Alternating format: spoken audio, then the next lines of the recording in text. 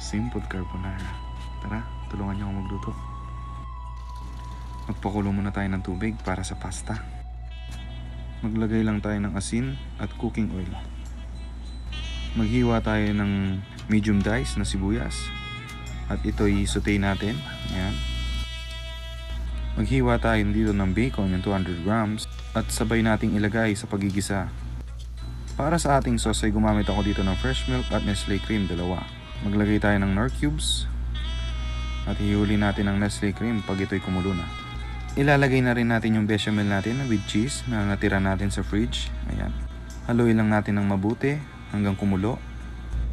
Naglagay ako dito ng hipon tira natin sa fridge. In-slice lang natin to ng cubes at nilagay natin to sa carbonara sauce. Para naman sa ating pasta, bumili ako dito ng 500 grams spaghetti. Lutuin lang natin to for 7 minutes. Katapos natin ito i-strainer, isasabay na natin to sa kumukulong carbonara sauce. Tara, mag-plate na tayo.